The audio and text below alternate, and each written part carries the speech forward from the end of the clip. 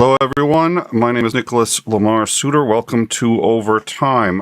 We had scheduled today Commander McMillan and Starsky to come on and update us on Ukraine. However, we have lost contact with Starsky. He notified us a couple of hours ago that they were anticipating attacks on Kyiv and that he was also anticipating the very real possibility he would lose power.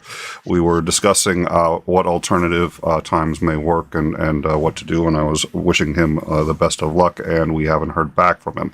I've looked at the Washington Post, and sure enough, Kyiv is now more than half out of power and suffering some difficulties. So we are wishing him the best. This is something that obviously we've talked about before that could happen. It's utterly amazing that he even took the time to let us know that he was anticipating the very real possibility that they'd lose power. So we are wishing him the best, and we will reschedule if and when it becomes good for him. I think it's very important to have these discussions, and we're very lucky that he's taking the time to do it. He's scheduled to be on the shills tomorrow at 3 a.m. Obviously, that's probably going to be up in the air too. But 3 a.m. is, oh dear Lord. But honestly, we will schedule any time he is available. We will find a way to do it. So that's it. We're going to reestablish contact with him when we can, and sort it out, and have him back and let you all know what's going on, because I think this is important and it's worth doing. If you make sure you hit the bell, get the notifications, you'll know when we go live with it. We'll probably know ahead of time, but we'll take whatever works for him. Obviously, he's in an active war zone. We're going to work around his schedule. But with me right now is Commander Lance McMillan. Commander, how are you? I'm doing pretty good. Kind of rushed today, so it'll have to be somewhat brief, but we can address kind of what's going on as far as I'm able to determine by screening all the news feeds. All right, well, let's do that. So what's been going on for the last week to the best of your ability to discern? Sure. Let's start with the big one that made the news, which was I'm reluctant to say suicide boat, but that's what it was. Suicide boat, which are drones, not actual people riding the boats, that was conducted against the Russian Black Sea Fleet outside of, or inside the harbor rather, of Sevastopol. They, as far as we're aware, did significant damage, possibly sank. I don't know. We haven't heard the total outcome. One frigate, which was apparently the replacement ship for the Moskva, which was sunk earlier in the war. Yeah, being on the Black Sea Fleet's flagship is kind of getting to be an unlucky assignment. Yeah, it's hazardous to your health. Jesus, fleet minesweeper. Yeah, and they also took out a minesweeper. Possibly some other craft, but those are the two that we have quasi-confirmation on. They did a really, really well-executed attack. If you haven't seen it, it's worth doing a quick search on YouTube. They have some of the video, because every one of the boats has its own little mounted camera, thermal imaging camera, and they recorded that, so you can actually see the ships making their runs in, and then the signal suddenly goes boop as they get next to the ship, because it goes boom. So yeah, it's pretty impressive. There's also an interesting one where one of the boats made an attack during daylight, and you can see the Russians shooting at it. They have a helicopter going over and machine gunners in the doorways of the helicopter shooting machine guns at the boat as it's making. You can see all the splashes from the shells, and it looks as if the drone boat was disabled, because it kind of stops at the end of the video. So, but it was a very well executed attack. In some ways, I would argue that it's a sign that that aspect of warfare is changing, because it used to be most navies consider having your ships in port to be a safe zone, and now you can kiss that safe zone goodbye, because it's pretty obvious it's not that difficult to intrude into a protected harbor and make an attack on a ship that, in this case, at least with the frigate, was actually underway. Well, and yeah, I think drones have dramatically changed. Oh, yeah. Yeah. Yeah, that's the one thing in my mind that this war has, put the big flashing neon sign, which is that drones are and will remain a major element of modern warfare going forward. And any military that is not operating with significant drone assets is at an extreme disadvantage. Now, I'm rather ignorant of these things, but don't ships in war zones normally operate with their lights off, at least most of their lights off? Yeah. Now, these guys, as we said, they were in harbor, so they probably thought they were safe. But it just struck me watching the one that actually, because you can make out very clearly what type of ship is being attacked. It's the flagship frigate. They had all their lights on. And I don't mean their navigational lights. I mean, those you expect to see on if you're steaming. It's very unusual to turn them off. But these guys had doors open, big white lights. It looks like there's an awning up on the top of the ship that has all this light reflecting off of it. It's like, hello, here I am, come and shoot me. It's very strange. All right. So anyway, we do have the footage of that, but right. it's not set up here. So, but I think you're right. It's great footage. So we'll air that for our audience the next chance we get, because I think it's worth seeing. But all right, please continue. Apologies. So I won't say right after, but shortly after that, the Russians retaliated, as they usually do, by launching a barrage of missiles and drones, the Iranian suicide drones. And of the 60 that were fired in that initial barrage, the Ukrainians shot down 44 of them. That's an unbelievable record of success of taking out inbound ordnance.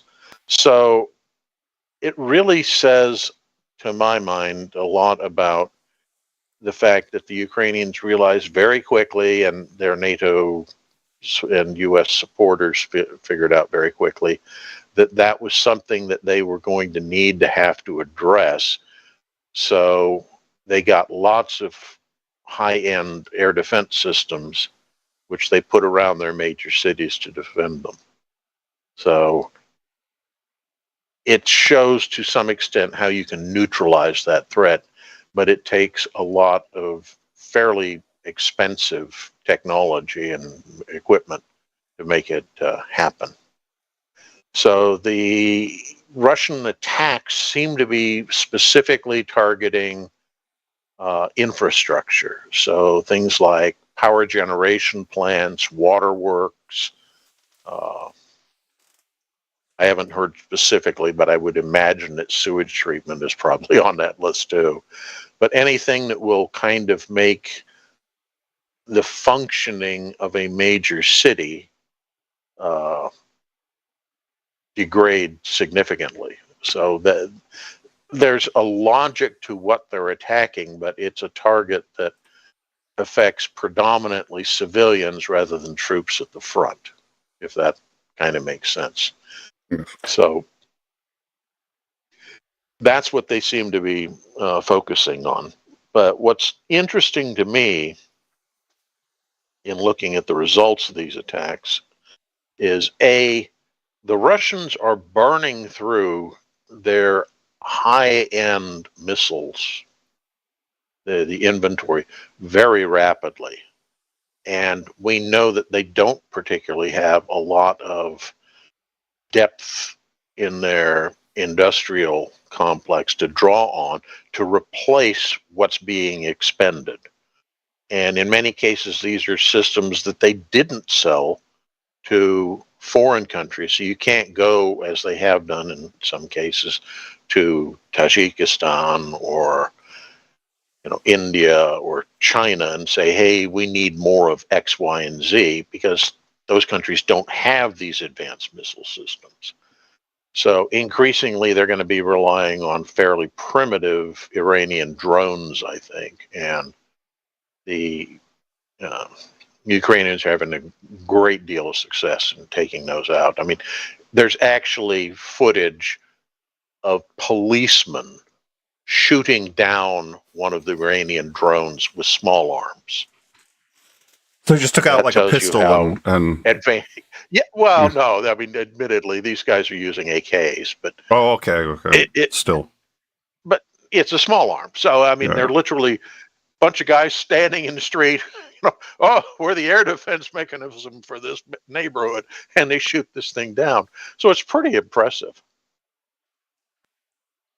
Anyway, that's all going on.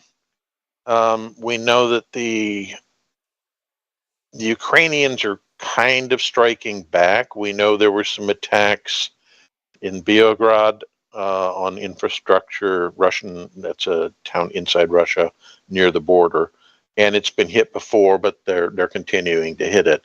Mainly, I think, not because they're just trying to retaliate and strike back, but because it's a major rail and logistics hub for the Russian army in the north.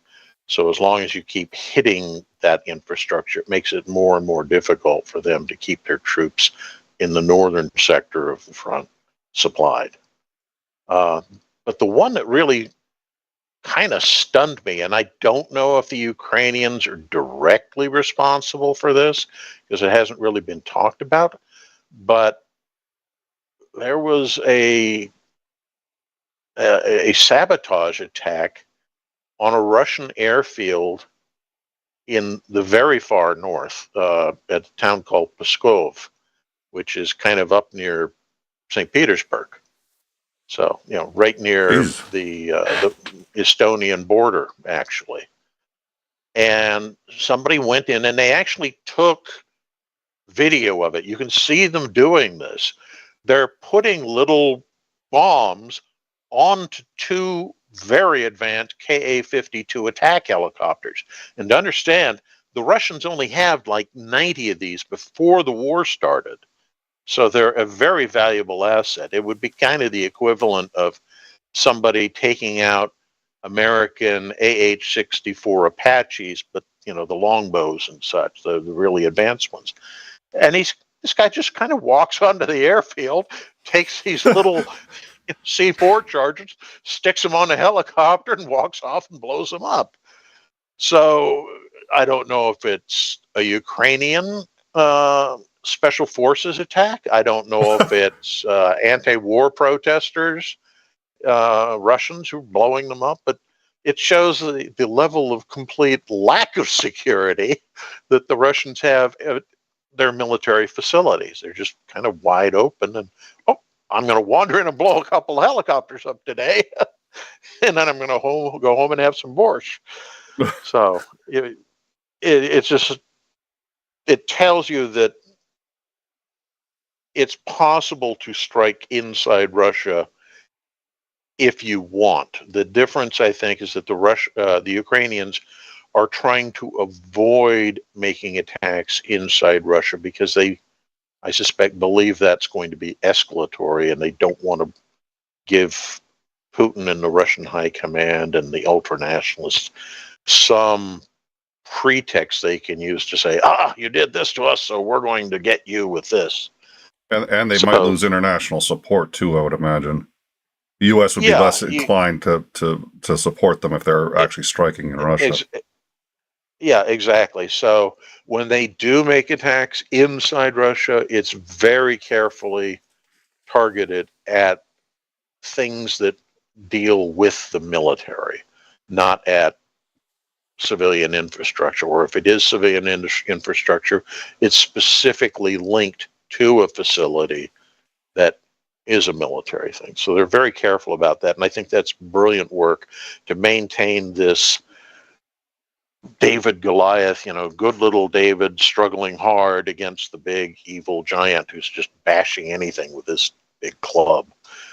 So it works from that perspective, I think, very well. The other two things that are worth talking about is Kherson, which is the city that's occupied currently by the Russians, but it's becoming increasingly evident that the Russians are doing something down there, and not offensively, but they may be actually considering withdrawing entirely from the northern slant western bank of the Dnipro, where Kherson is located, where they have this large occupied enclave. And I think that suggests one of two things. Either it's an attempt to pull some sort of trap on the Ukrainians to lure them into this weakly held, evacuated city and then counterattack and destroy them or something. Or it's a realization that that bridgehead is getting increasingly untenable to hold on to.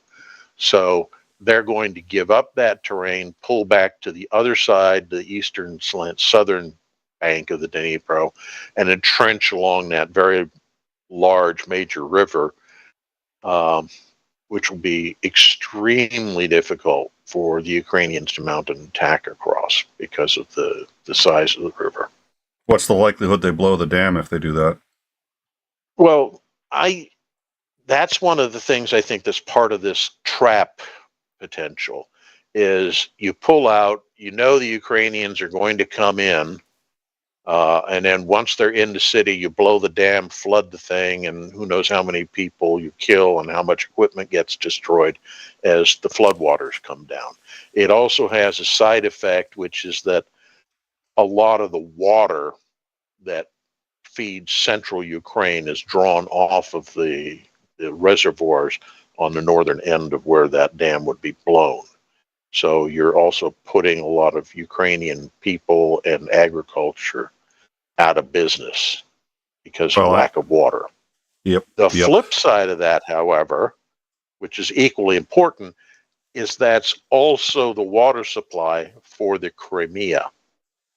Because Crimea has very few of its own natural water sources. So it's piped in from there. So if you blow the dam, you're also effectively isolating the Crimea, which becomes a question of what's really the intent here. It's hard to say. Well, they could presumably bring water in over the Crimean bridge, but I heard there's a new pothole in the bridge, and they got to patch that up first. Yeah, that. But it's also exceedingly expensive and difficult and clumsy to, truck in water. That would be a lot of particularly when food and ammunition and everything else is coming across the bridge. Yeah, water in particular is it's hard to truck in any significant amounts. You need a pipe of some kind. I that was just for the joke, really. But okay. And I know Ukrainian intelligence has said that they don't have enough explosives on the dam to blow it. I'm disinclined to be as optimistic about that, and the reason is because my understanding is even if they're really well built, it's not that hard to take out a dam because there's so much pressure. No. That's the key is if you know where to put the explosive charge, you will compromise the structural integrity. Yep. And the water will do the work for you. You don't need a particularly large charge. Well, and that's exactly what happened with Katrina. Once they'd overtopped the dam, it doesn't take a lot to.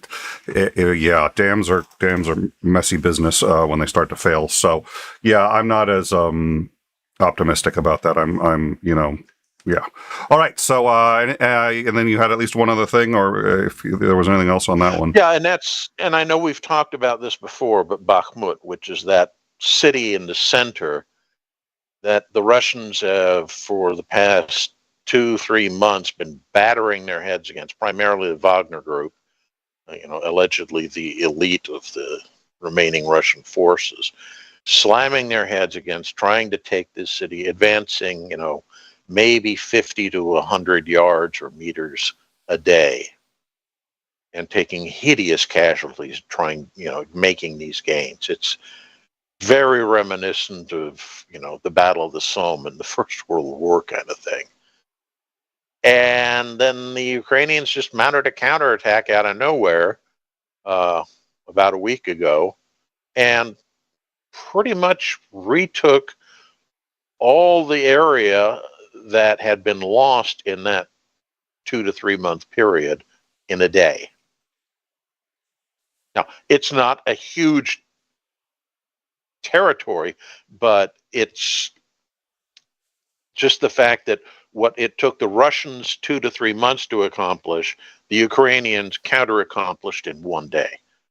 And I think that speaks in large part to the effectiveness of the Ukrainian command structure, is that they are able to look at a battlefield and say, there is an opportunity available here, let's take it. And at the same time, they don't get emotionally committed to something like what the Russians were doing at Bakhmut, of constantly slamming your head against something because, oh, this is an important symbol. If you can't take it, don't burn your forces out assaulting this thing head on.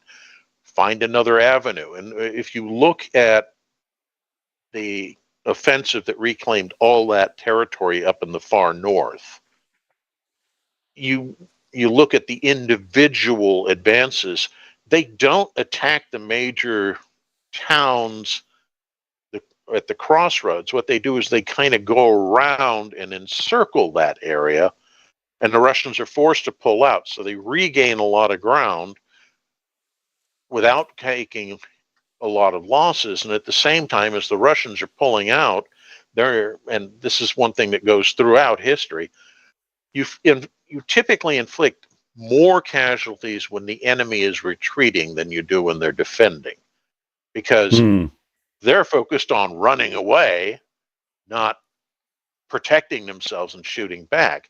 And the Ukrainians are using that philosophy to very, very good effect here, which is, if you force the Russians to pull out, while they're pulling out, A, they're going to abandon equipment because they can't take it with them because it's not working or it moves too slowly. And B, as they're making that run to safety, they're very vulnerable to artillery and flanking fire. And they've been doing that over and over again. And it's like the Russians, I'm sure they're aware that's what's going on, but they haven't figured out a tactic to avoid those crippling losses. Does that make sense? Yes, it does. And it's hard to. I used to rock climb, and one of the things I've always told people is it's much harder to go down a rock surface than it is to go up it. Climbing up is easy. Going down isn't. Your body isn't quite designed that way, and it's we're designed to walk forward. We're designed to move forward, not backwards. So usually when you want to run away from something, you turn around and run away. But I imagine that's a little hard to do in a combat situation because you don't want to show your back to. So retreating with any speed, it just seems to me,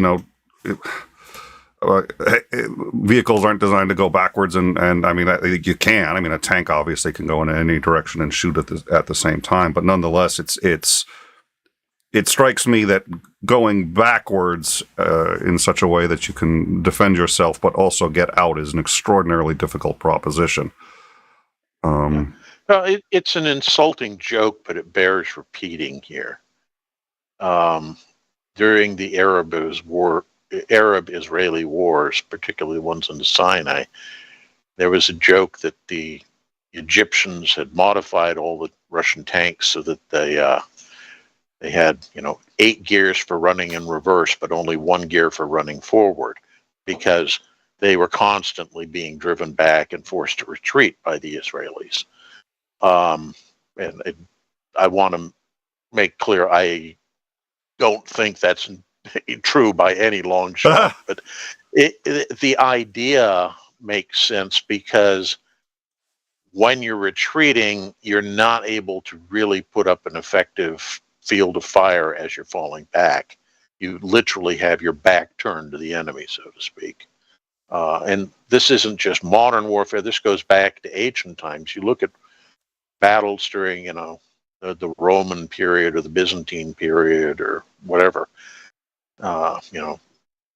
Alexander against the Persians. The battles, when they were fought, actually produced relatively low casualties.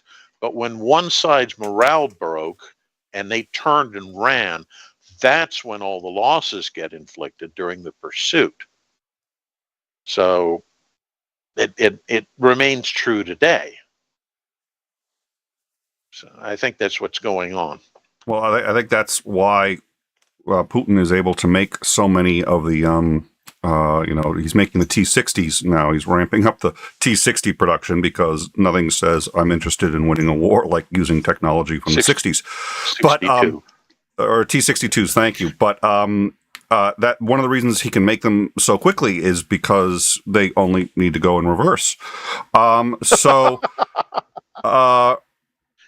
right. And then they've got now a number of, it looks like about 300 Afghanis who were trained by the U.S. as part of our attempt to help restore the government. We left, so they have Afghanis trained by U.S. Special Forces who are now advising Russia. I don't know what capacity they're in there, but what is the situation with that? Well, when we were in Afghanistan trying to train the ANA, the Afghan National Army, our special forces worked with their people and tried to put together as best we could a reasonable, functional, modern army to protect them and to keep the Taliban in check. When we left, the government basically collapsed, and the Taliban takes over, and then all these guys who'd been working with the U.S. and had U.S. training and to some extent mostly U.S. type equipment find themselves out of work. And because they had worked with the Americans, they were kind of pariahs. So the Taliban weren't going to hire them, weren't going to let them stay in the military jobs that they'd occupied. So it's a fertile recruiting ground for Russia when they're short of manpower. And here are some trained and, in most cases, battle tested and veteran troops. You offer them a paycheck. You say, come here and work with us and we'll pay you well.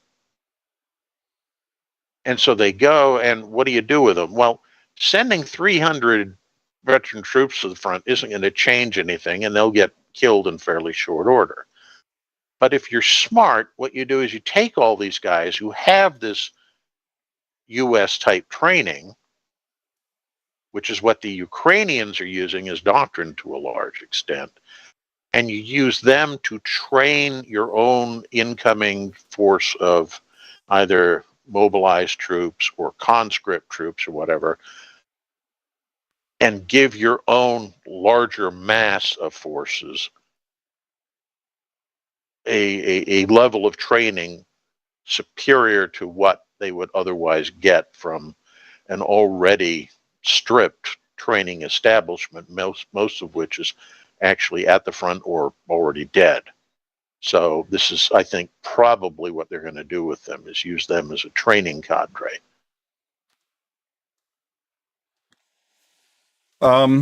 So yeah, we have a comment. I'm not going to repeat it, but I'd like to point out that one of the other things that they're offering these people is essentially asylum, citizenship in Russia, yada yada yada. In most cases, I think that's a threat. It's like do what we tell you, or else we're going to make you a Russian citizen. But if you're in Afghanistan, Your good and will pay you. If you're bad, will make you a Russian citizen. yeah, exactly. Oh. But if you are a Afghani citizen who helped the U.S. and you have family and you're in Afghanistan, you are in danger every day of your life, and they are killing people out there. So if the alternative is to join the Russians and become a Russian citizen, that's the only thing worse than being a Russian citizen that I can think of is being either a North Korean citizen or being a Afghani citizen when you're an American, quote, collaborator. So it's unfortunately, it's a step up, and it's just one of those, we in the U.S. blew that, I think, reasonably badly. And so I do have at least one question I wanted to ask, but before I did that, was there anything else that you thought we should know about? No, I think that covers the highlights of the past week or so. China came out today and said that they don't believe that any nation should be deploying nuclear weapons. And it seemed to be a warning to Putin. You and I have had this discussion. I don't think it's going to influence him one way or another. If he gets desperate enough, what's he got to lose? So the Associated Press came out 3 hours ago with a very difficult article. It's the Associated Press with PBS. PBS's Frontline doing so far the best. It's always difficult to cover war crimes during a war. After the war, most of the evidence can be gone, and during a war, you're in a war zone and people have other things they're worried about. But this is about war crimes that occurred in March, and it's in our Discord. So if you want to read it, you can join our Discord. You have to get the explicit flag because it is in the explicit section. But it got me thinking. It's they have it down. They have it down to the names, the people, what happened, how it happened. They've got footage, so they've got. We already know war crimes have been committed. We've known that for a while. We've talked about that. But the idea that you have this much evidence of, at least in this one case, and they know who ordered it, they've got the whole thing. So all the criminal court aside, and what can or can't happen, and what's going to be going forward with that. Let me ask you a question. We've talked about war crimes in the past, and we've talked about every country, including the U.S., that has done things. Absolutely. So, if it happens in every war, at least to some extent, what's a war crime? At what point how do we know what is something that, it seems to always happen. So what is a war crime at that point? To my thinking, and I doubt this is codified in international law anywhere, but to my thinking, there are kind of two levels. One level is you're always going to have it, and you have to kind of overlook it because it's part of the nature of war, which is individual soldiers at the front doing something just out of sheer spite or rage. Executing prisoners, going in and raping somebody, all of that kind of thing. You don't really have control over it. Should they be punished? Yes. Is it a crime worthy of taking this guy to the Hague and trying him? Probably not. But it does need to be punished, and arguably the way you punish it is within that country's military structure. Is you're supposed to have discipline as a soldier, and he should be disciplined. I think that's type 1. Type 2, which is far worse, is where it's an organized and systematic attempt to do this kind of stuff. So it's crimes of war being committed deliberately as ordered by higher authority. Yeah, do you follow the logic Yes. there, the difference? Yes, sir. And I think we do have fairly conclusive evidence that this is happening in Ukraine by the Russian. Certain elements of the Russian army are being directed to enact these crimes. And those are the ones, to my thinking, that are ones which would probably be prosecuted by international law. You need to hold those people accountable, the ones who are giving orders and saying, go in and kill all the civilians in this village, go in and rape all the women in this village, that kind of stuff. And it does happen. And I think to some extent, there are elements of the Russian army where it's very commonplace for this kind of thing to happen. It's part of their organized way of instilling terror in hopes that these, not just the civilians, but the military of the opposing side will lose heart because they are such hard people. If you follow my logic. So, almost in the same way, that in ancient times, a lot of warriors would wear masks and like these horrific masks, just because it almost looked like you were fighting something inhuman. So it's psychological warfare. You're not fighting a human being; you're fighting a monster. Yeah, you put on war paint, or your patch for your unit has a skull or something. You're trying to say, we are a terrible foe and we will do the worst things you can imagine. So it's better for you to just run away. It's an attempt to undermine the morale of the enemy deliberately. All right. Well, thank you, Commander, very much for joining us. You're short on time, and we are down Starsky. As I said at the beginning of the show, Starsky got a hold of us earlier today and said that they were anticipating more attacks in Kyiv. Large swaths of Kyiv had lost power, and they anticipated a lot more, so he was not sure he'd be able to make it. I can reach him by phone, but I did lose contact with him, so my suspicion is the cell towers are out. Power is out, so we will hear back from him when we hear back from him. We are fortunate to be able to talk to him, so we'll schedule whenever it's convenient for him. Obviously, he needs to make sure he's safe, take care of his friends, family, and his country first, and then when he's got a moment, hopefully we can talk to him. So we'll along those lines. One of the things that I have been hearing, and again, this is just kind of rumor as opposed to fact, that while the Ukrainians have been doing a fairly good job restoring a lot of the damaged infrastructure fairly quickly, as one Ukrainian who was being interviewed joked, yeah, the Russians fired a $10 million missile to take out the power plant in my city, and $10 million to leave me without electricity for 3 hours. Wow, there's a good trade-off.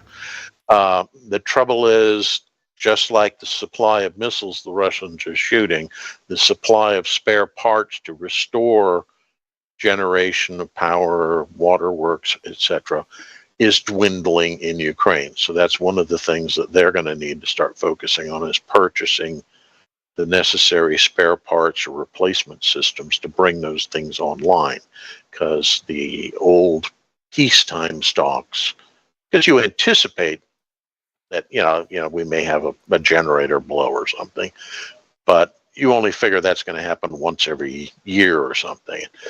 Now it's happening once every week, so the spare parts are disappearing.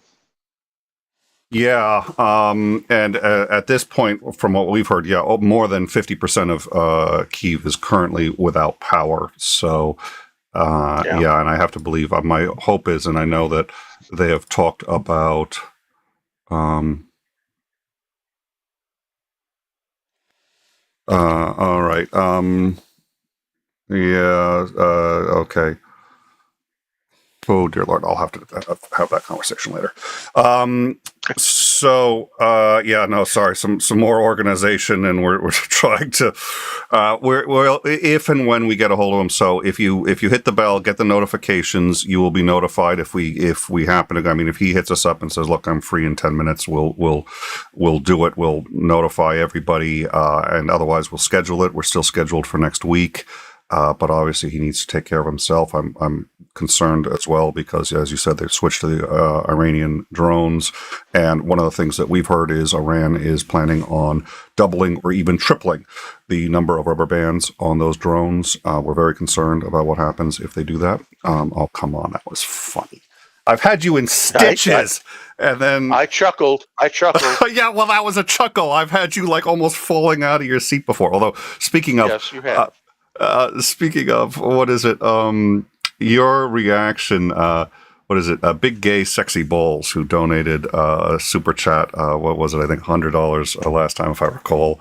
And when I gave that one, oh my God, your face. You should go back and see that just for the reaction. All right, so we'll stay on it. We've got... We'll also notify people in the lounge of the schedule, and in general, I think, there's probably more people for VC after a show like this. I know you have to go, so we won't do VC in Discord afterwards, but if you want to talk to Commander McMillan and/or Starsky after one of these shows, we'll be in the VC on our Discord, so you can... Well, Discord has a couple of Ukrainian discussion threads, and I check those couple times a day. So if you have questions about Ukraine, post them there, and I'd be happy to try to find the answers for you. Yeah, and you've been great about that. Commander McMillan's been answering a lot of people's questions. He's every now and then I'll ask a question, or someone from in time will ask a question. But a lot of just people on our Discord have been asking questions, and he's been very good at answering them. So thank you for that, and I hope people will join us. All right, so yeah, no, I'm not repeating it. Once is enough. My head mod keeps trying to get me to say his name, and I don't think I've ever said his full name on. No, I think that's wish thinking. I think I've maybe said his full name on there once or twice, but he's sneaky that way. He's good at getting you to say it. He's a prankster. All right, so thank you all for joining us. Let's see. On Monday at 6 p.m. 9 p.m. Sorry, 9 p.m. Eastern. We moved it. We've been doing them at 1. It's a little more convenient for me to do it at 1 p.m., but it's not as convenient for our patrons. So, 9 p.m. Eastern, if you're a member, if you've ever super chatted to the show, contributed, if you've super chatted and you're not a member otherwise, just hit us up on the Discord. We'll get you into the patron hangout. It's for supporters, people who super chatted, people who are members of this channel. It's not too late if you want to join. The links to the Patreon are in the description. That will be on Monday, and so we look forward to seeing you all there. And Titan's got the evidence, of course he does. All right. Yeah, he would. Commander, thank you once again for joining us. We always appreciate having you on, and right now you're scheduled to be on Thursday at your usual 9:30 Eastern Standard for our little fireside chats, assuming that it's not something more significant. And then, barring any earlier or unforeseen consequences, we will be having Starsky on a week from today, 1 p.m. Eastern Standard Time. And, we'll hope that he's all right. And thank you all once again for joining us. Commander, see you on Thursday. Thanks for having me. Talk to you later.